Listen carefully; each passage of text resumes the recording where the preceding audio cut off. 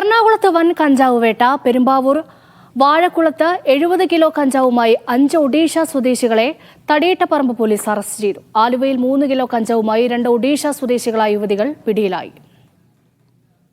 പെരുമ്പാവൂർ വാഴക്കുളം മേഖലകളിലെ വിവിധയിടങ്ങളിൽ വിൽപ്പന നടത്താൻ കൊണ്ടുവന്ന കഞ്ചാവാണ് റൂറൽ എസ്പിയുടെ പ്രത്യേക സ്ക്വാഡും തടിയേറ്റപ്പറമ്പ് പോലീസും ചേർന്ന് പിടികൂടിയത്.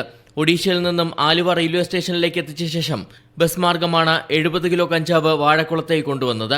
ഒഡീഷ സ്വദേശികളായ ചന്ദ്ര, സുധീർ, ദുര്യോധൻ, അക്ഷയ്, വിദ്യാ കുടുംബക എന്നിവരെയാണ് അറസ്റ്റ് ചെയ്തത്. പ്രതികളുടെ കൈവശമുണ്ടായിരുന്ന ബാഗുകളിൽ വലിയ പൊതികളാക്കി സൂക്ഷിച്ച നിലയിലായിരുന്നു കഞ്ചാവ്. കേസിൽ മലയാളികൾക്ക് പങ്കുണ്ടോ എന്നും പോലീസ് പരിശോധിക്കുന്നുണ്ട്. അതിനിടെ ആലുവയിൽ 3 കിലോ കഞ്ചാവുമായി 2 ഒഡീഷ സ്വദേശികളായ യുവതികൾ അറസ്റ്റിലായി. തപസ്വിനി നായക്, ചാന്ദിനി ബെഹ്റ എന്നിവരെയാണ് ആലുവ പോലീസ് പിടികൂടിയത്. ഒഡീഷയിൽ നിന്നുമാണ് ഇവർ ട്രെയിൻ മാർഗം കഞ്ചാവ് എത്തിച്ചത്. മീഡിയ 1 കൊച്ചി.